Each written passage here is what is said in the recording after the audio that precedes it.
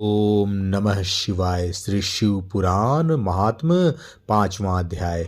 शिव पुराण के श्रवण की विधि तथा श्रोताओं के पालन करने योग्य नियमों का वर्णन। शौनक जी कहते हैं, महाप्राज्ञ व्यासशिष्य सूत जी, आपको नमस्कार है। आप धन्य हैं, शिव भक्तों में श्रेष्ठ हैं। आपके महान गुण वर्णन करने योग्य हैं।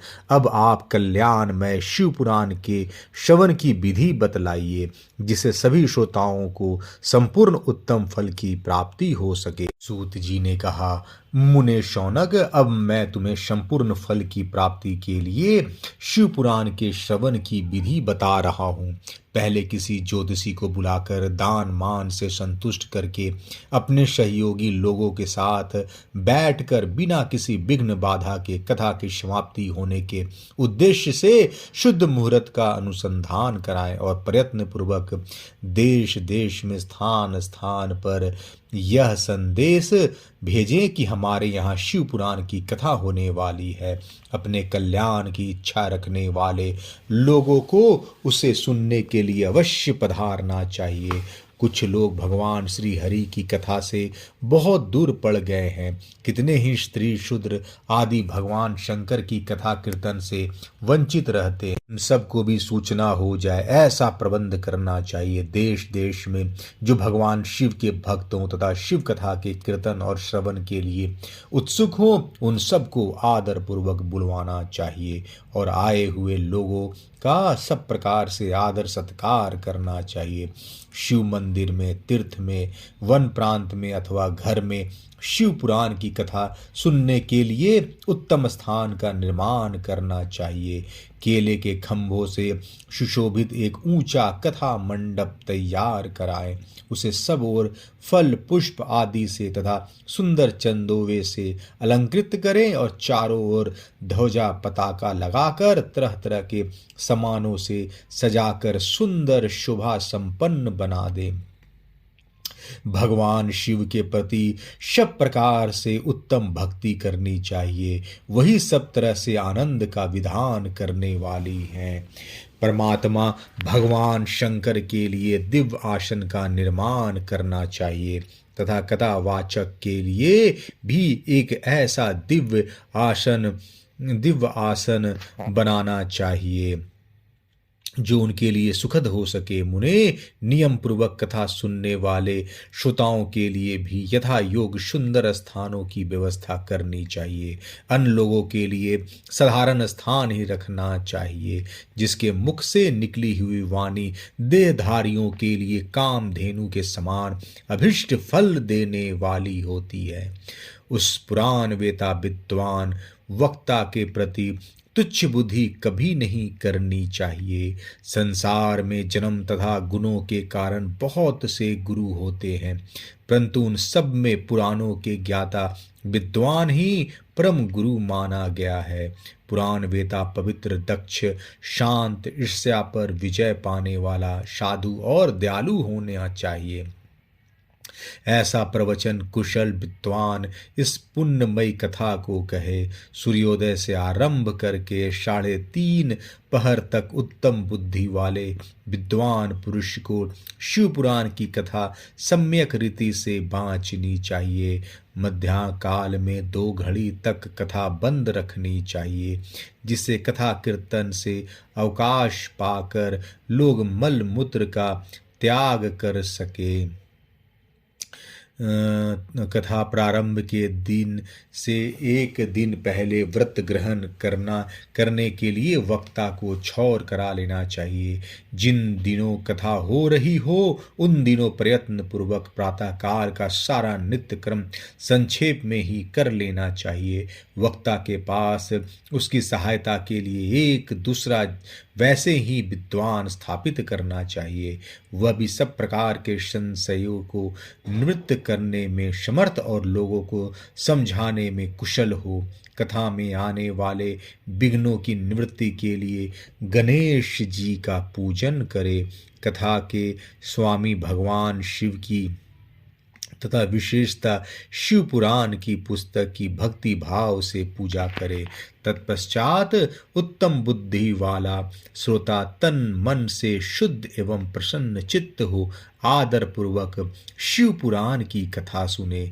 जो वक्ता और श्रोता अनेक प्रकार के कर्मों में भटक रहे हों, काम आदि 6 विकारों से युक्त हो, स्त्री में आसक्ति रखते हों और पाखंड पूर्ण बातें करते हों, वे पुण्य के भागी नहीं होते। जो लौकिक चिंता तथा धन गृह एवं पुत्र आदि की चिंता को छोड़कर कथा में मन लगाए रहता है, उन शुद्ध बुद्धि पुरुषों को उत्तम फल की प्राप्ति होती है। जो श्रोता श्रद्धा और भक्ति से युक्त होते हैं, दूसरे कर्मों में मन नहीं लगाते और मौन पवित्र एवं उद्वेग शून्य होते हैं, वे ही पुण्य के भागी होते हैं।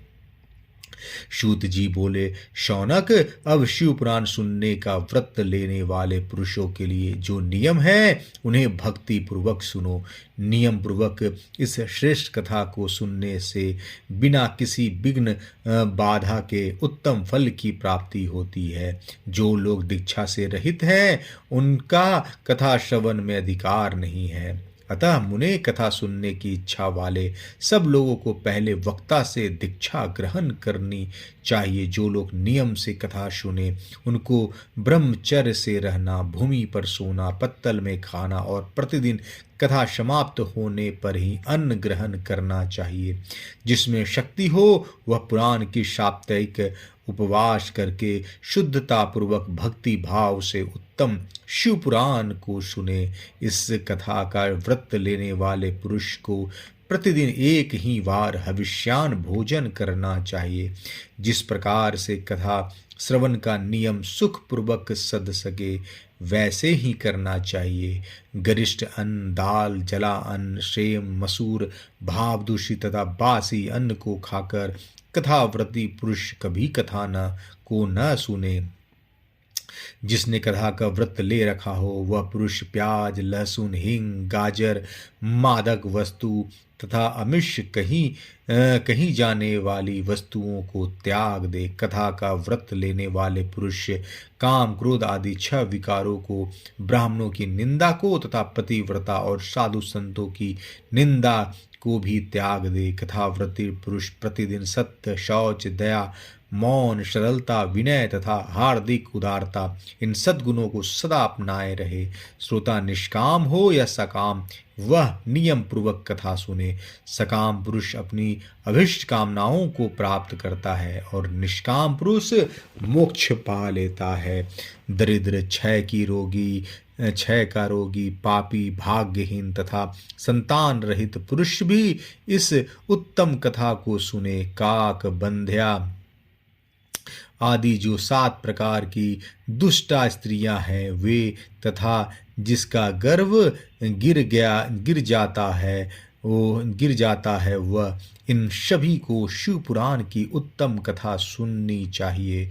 मुने, स्त्री हो या पुरुष, सबको यत्न पूर्वक विधि विधान से शिव पुराण की उत्तम कथा सुननी चाहिए। महर्षि, इस प्रकार शिव पुराण की कथा के पाठ एवं श्रवण संबंधी यज्ञोत्सव की समाप्ति होने पर श्रोताओं को भक्ति एवं प्रयत्न पूर्वक भगवान शिव की पूजा की भांति पुराण पुस्तक की भी पूजा करनी चाहिए। तदंतर विधि पूर्वक वक्ता का भी पूजन करना आवश्यक है। पुस्तक को आच्छादित करने के लिए नवीन एवं सुंदर वस्ता बनवावे और उसे बांधने के लिए दृढ़ एवं दिव्य डोरी लगावे। फिर उसका विधि पूर्वक विधिवत पूजन करे। मुनि श्रेष्ठ, इस प्रकार महान उत्सव के साथ पुस्तक और वक्ता की विधिवत पूजा करके वक्ता की सहायता के लिए स्थापित हुए। पंडित का भी उसी के अनुसार धन आदि के द्वारा उससे कुछ ही कम सत्कार करे। वहां आए हुए ब्राह्मणों को अन्न, धन आदि का दान करे। साथ ही गीत, वाद और नृत्य आदि के द्वारा महान उत्सव रचाए। मुने, यदि श्रोता विरक्त हो तो उसके लिए कथा समाप्ति के दिन विशेष रूप से उस गीता का पाठ करना चाहिए जिसे श्री रामचंद्र जी के प्रति भगवान शिव ने कहा था। यदि श्रोता गृहस्थ हो तो उस बुद्धिमान को उस श्रवण क्रम की शांति के लिए शुद्ध हविष्य के द्वारा होम करना चाहिए। मुने, रुद्र संहिता के प्रत्येक श्लोक द्वारा होम करना उचित है अथवा गायत्री मंत्र से होम करना चाहिए, क्योंकि वास्तव में यह पुराण गायत्री मय ही है, अथवा शिव पंचाक्षर मूल मंत्र से हवन करना उचित है। होम करने की शक्ति न हो तो विद्वान पुरुष यथाशक्ति हवनीय हविष्य का ब्राह्मण को दान करे। न्यूनतातिरिक्त रूप दोष की शांति के लिए भक्ति पूर्वक शिव सहस्त्र नाम का पाठ अथवा श्रवण करे। इससे सब कुछ सफल हो जाता है, इसमें संशय नहीं है, क्योंकि तीनों लोकों में उससे बढ़कर कोई वस्तु नहीं है। कथा श्रवण संबंधी व्रत की पूर्णता सिद्धि के लिए 11 ब्राह्मणों को मधु मिश्रित खीर भोजन कराएं और उन्हें दक्षिणा दे। मुने, यदि शक्ति हो तो 3 तोले सोने का एक सुंदर सिंहासन बनवाएं और उस पर उत्तम अक्षरों में लिखी अथवा लिखाई हुई शिव पुराण की पोथी विधि पूर्वक स्थापित करे। तत्पश्चात पुरुष उसकी आवाहन आदि विविध उपचारों से पूजा करके दक्षिणा चढ़ावे। फिर जितेंद्रिय आचार्यों का वस्त्र आभूषण एवं गंध आदि से पूजन करके दक्षिणा सहित वह पुस्तक उन्हें समर्पित कर दे। उत्तम बुद्धि वाला श्रोता इस प्रकार भगवान शिव के संतोष के लिए पुस्तक का दान करे। शौनक इस पुराण के उस दान के प्रभाव से भगवान शिव का अनुग्रह पाकर पुरुष भवबंधन से मुक्त हो जाता है। इस तरह विधि विधान का पालन करने पर श्री संपन्न शिव पुराण संपूर्ण फल को देने वाला तथा भोग और मोक्ष का दाता होता है। मुने, शिव पुराण का वह सारा महात्म जो संपूर्ण अभिष्ट को देने वाला है, मैंने तुम्हें कह सुनाया।